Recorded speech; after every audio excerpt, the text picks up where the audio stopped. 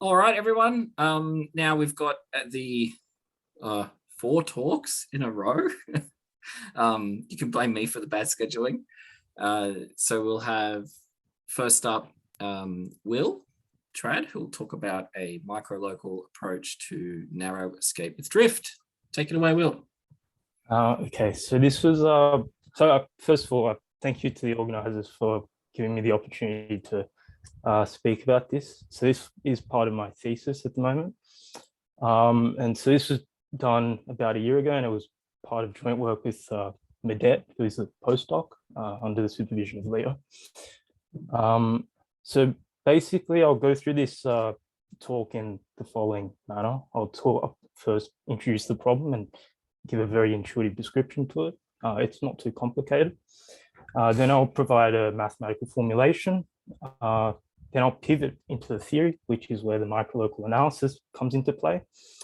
And then I'll link the microlocal analysis back into the actual methodology. And so this will basically come under part with trying to invert the Dirichlet-Lewin map to some error. And then I'll provide the results. So basically, this is a good sort of picture for what's happening. You have like a sphere. In this situation, you have a three manifold, Riemannian 3 manifold, and you have like a geodesic ellipse, which will be charted using boundary normal coordinates.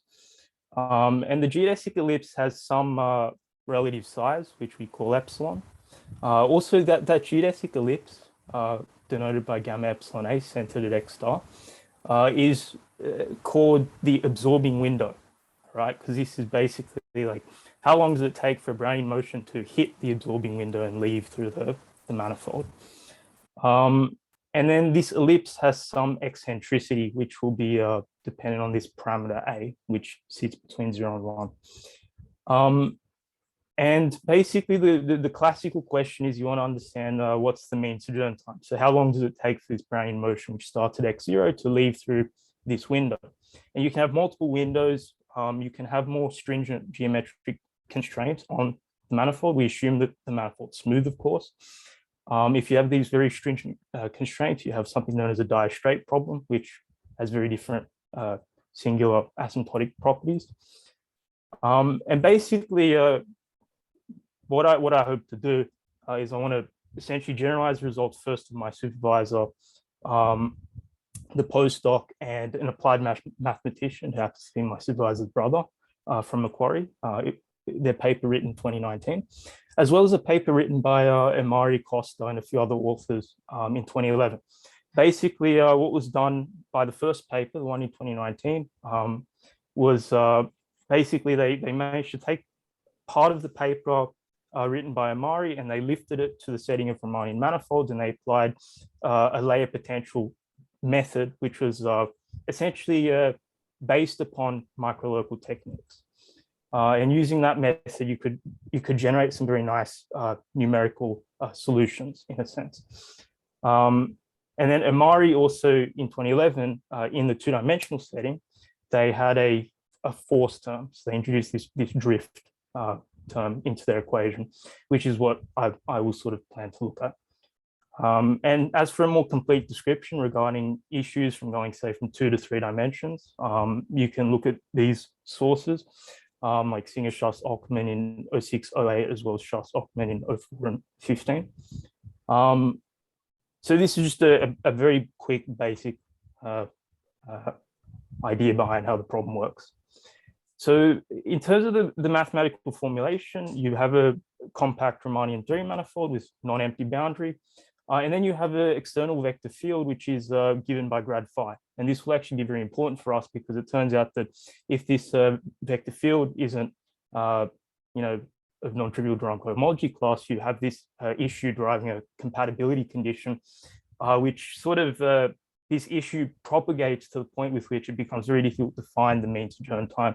And actually, currently, I don't know how I would find the mean sojourn time without this grad phi assumption, unless I use some kind of Hodge decomposition, but that's something later, which still doesn't work because the manifold is compact. But anyway, so we assume that the Brownian motion is generated by this this operator.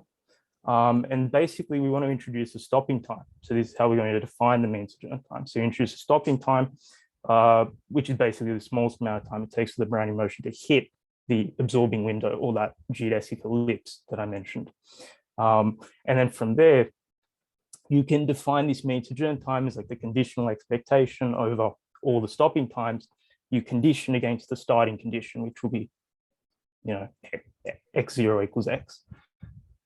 And then you can use some semigroup theory to show that U epsilon A, in addition to other stuff, you can show that U epsilon A solves the mixed boundary value problem, where you have that, for example, like this boundary condition makes a lot of sense. So if U epsilon A is restricted to, the absorbing window, then it makes sense that the mean sojourn time should be 0, since if you start there, then there should be nothing to measure.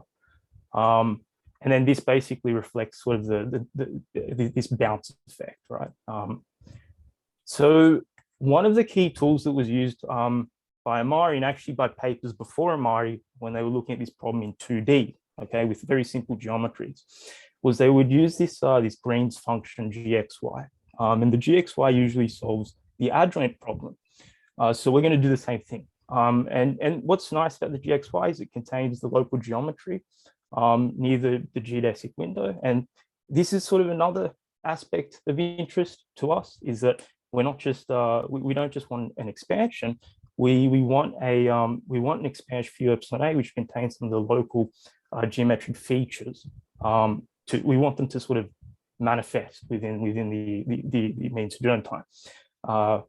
So we sort of introduce this gxy, which solves this problem. Note that H is sort of the metric along the boundary, where iota is like the inclusion map, right? You include the boundary into the manifold, and then you pull back G. And then DYH is the associated volume metric. Okay, so the question is, how do we first link U epsilon A to gxy? So you can just do a very standard integration by parts argument to obtain this first equation. So I'll break down the terms. So C epsilon A is basically the boundary average of the mean sojourn time.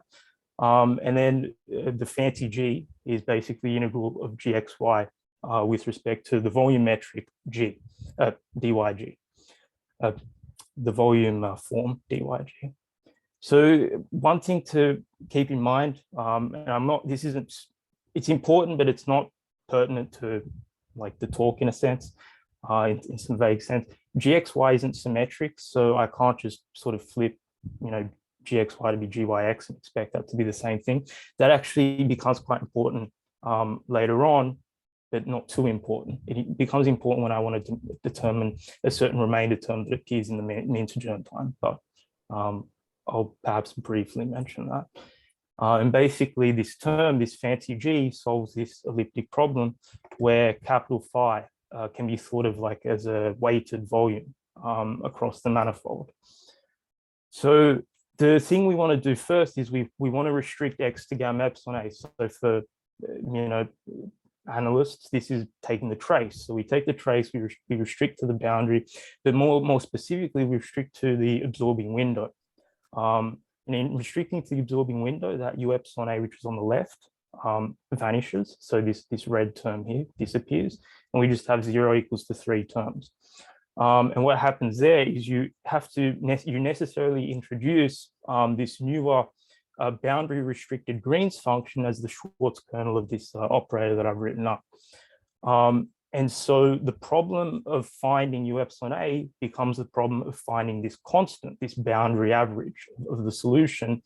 And so this will then furthermore essentially reduce to a problem of finding G partial MXY, the restricted, the boundary restricted Green's function. This is really where the problem occurs when you are in when you are going from 2D to 3D using the standard hybrid asymptotic numeric methods introduced by like Amari and seeing Schloss-Hockman, is that finding the singularity structure for this thing requires you to kind of like approximate the Dirac delta function, and that can become very computationally expensive, especially when you're dealing with inhomogeneous geometries that aren't like spheres, for example. So basically, we want to expand this G partial M out in some way. And this is where where the microlocal analysis sort of kicks into gear for us. So the basic theory that we will use is basically the language of pseudo-differential operators. So you can first, how do you build them? So this is one elementary way you build them on Rn, and then you lift them to manifolds. So you can consider these functions Px xi. I've written T star Rn here because I want to make it clear that these things do live technically in the symplectic setting. So you can, they sit in the cotangent bundle, and there is like a sort of classical quantum correspondence there, but that's not too interesting to us at the moment. Anyway, so Px is a smooth function on this T star Rn. And basically, if this estimate holds, then you say that Px is a symbol of order M. And basically, one thing to note is that this is an asymmetric, we're viewing X and C in an asymmetric manner. There are ways in which you can view the base and the fiber variable in like a quote unquote symmetric manner. And that would be, for example, if you want to look at non-compact manifolds, in that case, you fall into this situation which you're looking at the Melrose scattering calculus, which becomes useful for other problems. But I just want to make that clear to everyone that this is not one way in which you define pseudo-differential operators or symbols. This is just the simplest way. And then you can define an associated pseudo-differential operator as this sort of, I don't know, like a sort of weighted inverse Fourier transform. But do keep in mind that if Px is 1, which would correspond to a symbol of order 0, if it's 1, then this thing is just the inverse Fourier transform. But so that's a really simple example of a pseudo-differential operator. But yeah, so if Px is a symbol of order M, then you have a pseudo-differential operator, which you write to be in psi to the power of M of Rn. And so it's a pseudo-differential operator of order M. And then you can define these things from the short space to the short space, and then you can extend from there to the tempered distributions. So this is what a pseudo-differential operator is. So where do we go from here? So this is where we sort of introduce classical symbols. And this is a further refinement on the notion of a symbol. So classical symbols are powerful because you can write them out in a sort of asymptotic series where each term is homogeneous in the fiber variable, and it's also a symbol of order M minus. So in this case, M minus J. So you have a symbol which is classical, then you can guarantee the existence of a sequence of homogeneous symbols P, M minus J. And then the way this works as an asymptotic series is the more terms you take in this summation, the better the estimate on this difference becomes, right? In terms of the better that sort of D alpha C, the better this estimate becomes in terms of, on the remainder. So it's kind of what that kind of leads you towards thinking about is that the better the estimate on that Px is, or the lower the order as a symbol Px is, the smoother the kernel becomes along the diagonal, the Schwarz kernel associated to the pseudo-differential operator. And the smoother the Schwarz kernel along the diagonal, the better the regularity properties of the operator as it hits singular or sharp data. And so what this means is that the more terms you take in this asymptotic series, you will end up getting a remainder term, which is effectively giving you a smooth kernel, which then results in what's known as a smoothing operator. So it takes singular data and spits out a smooth function. So you're approximating these things, not in terms of their norm, you're approximating these things in terms of their sort of their sequential regularity. So the further you go on into the series, the more regular it becomes in a sense. And then if Px is a classical symbol, then you write that Px is a pseudo-differential operator, which is called a classical pseudo-differential operator. And so where we really use these concepts that I've introduced is we use them in the inversion of pseudo-differential operators. Now, I mentioned very briefly this thing known as the scattering calculus. The scattering calculus is nice because it gives you a quote unquote true to form inverse, where your error term, you can sort of control the size of the error, right? Depending on some parameter. the standard calculus, where we're not using any, where we're sort of not viewing the x and the c variable in a symmetric manner, results in not a true to form inverse. It's an inverse. It's a parametrics. It's not a true inverse. It's a parametrics, right?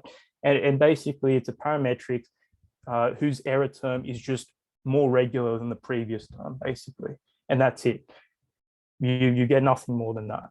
But because this problem is effectively a singularly perturbed problem, and you want to study the not only the, so I didn't mention this earlier, I should have mentioned earlier, but not only are you interested in studying the geometric features that appear in U epsilon A, you're interested in studying how U epsilon A blows up as epsilon goes to 0. We only really care about the singular nature of U epsilon A. So is it 1 over epsilon? Is it log epsilon, etc.? Maybe 1 over epsilon squared. Who knows? We'll see. So basically, the first thing, so I kind of got derailed there, but you want to define this notion of ellipticity, right? So the way you define ellipticity is you take a pseudo-differential operator and then you look at this coercive, whether or not the symbol satisfies this coercive bound in the fiber variable. And this is a uniform bound, so that's to hold for every x. And then if it's elliptic, then you can guarantee the existence of an asymptotic series which approximates this classical symbol such that it gives you a left parametrics.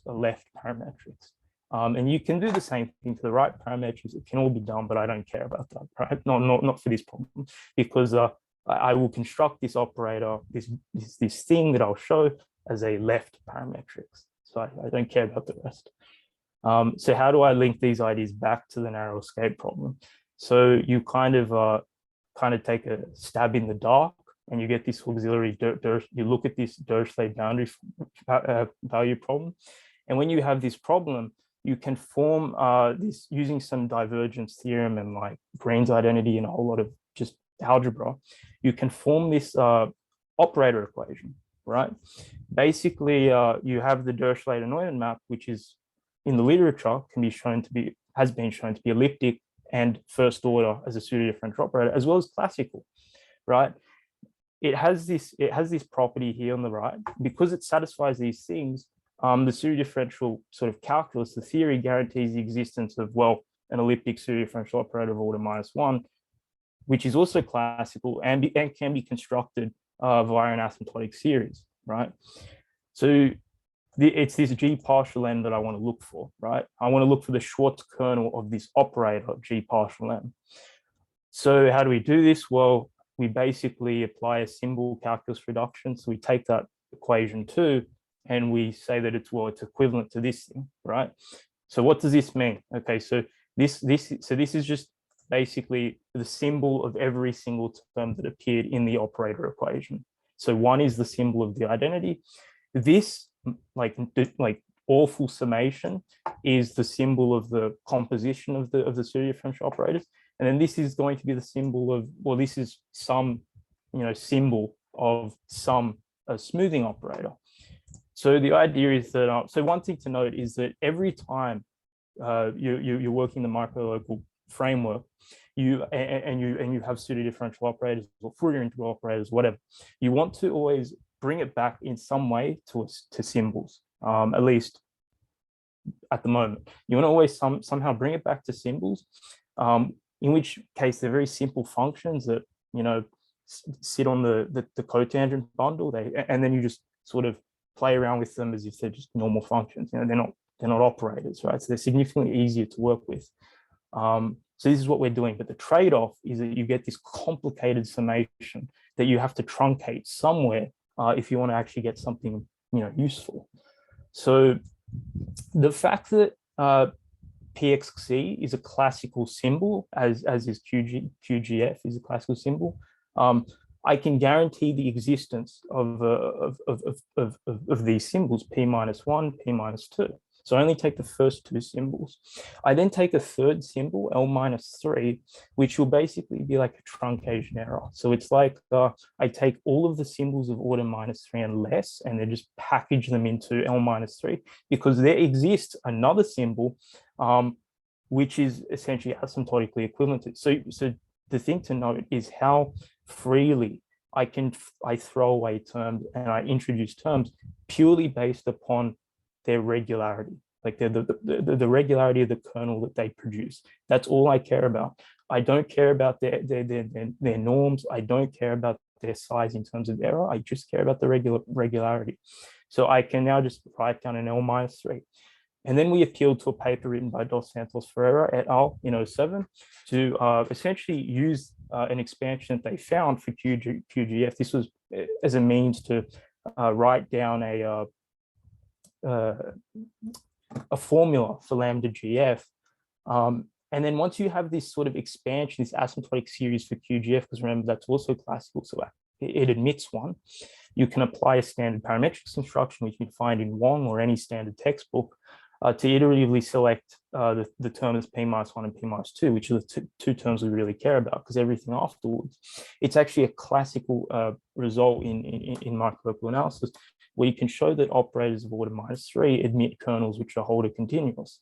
And Holder continuous gives rise to no singularities that I really care about, at least as epsilon goes to 0. But I'll write that more formally, slightly more formally. So what do you do with these terms now? Well, you Fourier transform this summation, and in Fourier transforming that summation, you get the Schwartz kernel out. The key thing to note is that I'm Fourier transforming this thing at x star, where x star is the sort of the origin of the boundary normal coordinate system, or the chart that I've chosen for the geodesic ellipse or the absorbing window. And so the reason I do that is to simply make life easier for myself, because if I do x equals x star, I have the GJK, the metric, or sorry, HJK, the boundary metric at x star is simply, the Euclidean metric. So all my distances just become very simple to work with, at least to integrate through when you do the Fourier transform.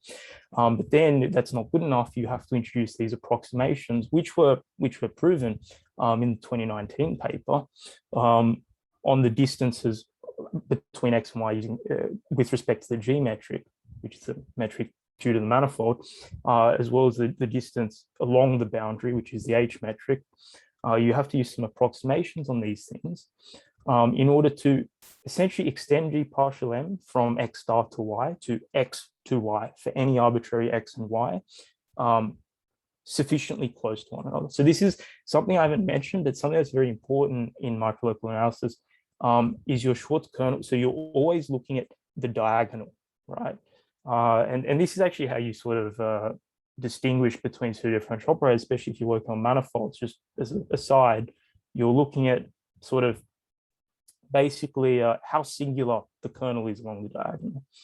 Anyway, so you can show that G partial M attains this asymptotic expansion where you can see some geometric quantities appearing already. So you can see a distance with respect to G, the mean curvature at X. You can see a distance with respect to H.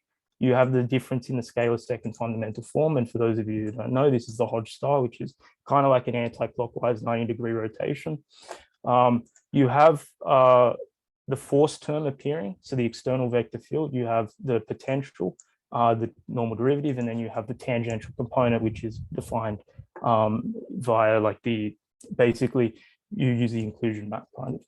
So this, and then lastly, the last thing I want to mention, this is a Schwartz kernel, which is associated to the symbol L-3, and it is Holder continuous for mu less than 1 along the product space of the diagonal, a product space of the boundary. So we've peeled back one layer of the problem. We now need to get Cepsilon A. So how do we get that? Well, we have these three ingredients. We have G partial M, an asymptotic series for that. We need a compatibility condition, which is something I mentioned far earlier.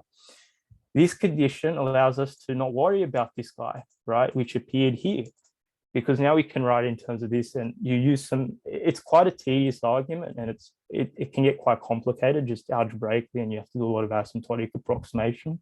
But you eventually get, using this identity as well, you can actually construct C epsilon A as this guy. Now, okay, so breaking this down, so you have X stars at the origin of the window. And basically you have these three, so you see the geometry appearing, you have the mean curvature at the window. And crucially, you have the difference in the principal curvatures appearing. So this is sort of highlighting the inhomogeneity of the ellipse, right? One thing I want to mention is that if you're no longer working with a geodesic ellipse, so if your absorbing window resembles a geodesic window instead, so your A will be 1 because the eccentricity is now 0. And if A is 1, then this integral becomes just pi squared. This guy becomes like, sorry, I'm trying to highlight this, but NA becomes something like 2 log 2 minus 8 over. So like you can calculate it. It has you can analytically calculate it. M sub A goes to 0. So this MA vanishes, which means that this term which encodes the principal curvatures also vanishes. So if you set your problem to have geodesic windows, you immediately lose like you don't see that inhomogeneity, right? In the geometry, which is good and bad numerically, bad if you want to look at it, the geometer perhaps. And finally, having calculated the C epsilon A, which I've now denoted blue for some reason, you can obtain a singular expansion for U epsilon A. And the way to do it is you make use of this lemma where you can take the original integration by parts formula, and you can just use the fact that the Green's function is not symmetric to write it out in this format where the remainder is vanishing in epsilon. So we have this vanishing epsilon, which is perfect. The only term here which depends on epsilon is the constant, the C epsilon A. So we've literally we've extracted the singular terms in the epsilon, so we know exactly how U epsilon A blows up, and we can see the local geometry appearing in that absorbing window. Anyway, so that concludes my talk. Thank you for your attention. Thank you, Will. I'll give you a clap and do the clap emoji. There we go. All right. We've got 5 or 6 minutes for questions, if anyone has any.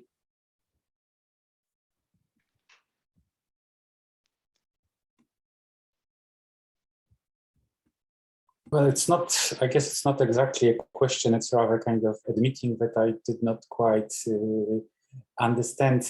I was kind of like can you kind of give some intuition about how this initial problem with Brownian motion, we understand it's correctly. So the Brownian motion, if you don't hit the hole, right, you come back to yeah. So yeah, that's my bad. I kind of rushed through that because and then you ask about when you can get through this window and how this kind of like how your symbol and is related to this ball and to this hole, if I can ask kind of like for any intuition.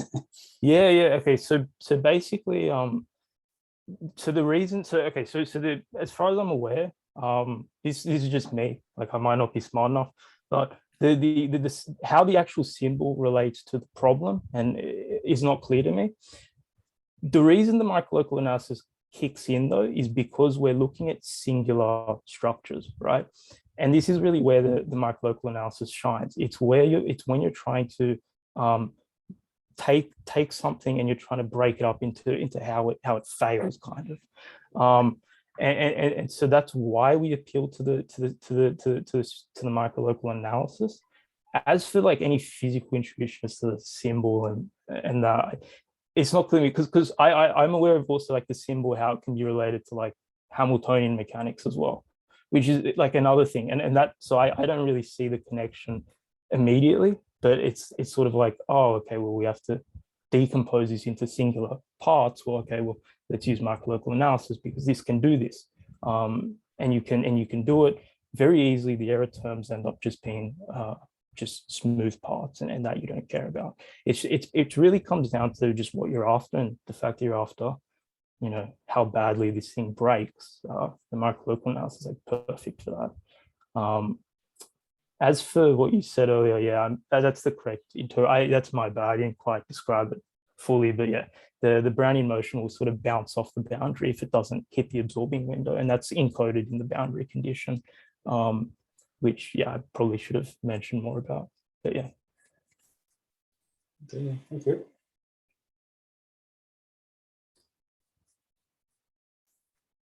Have we got any more questions for Will?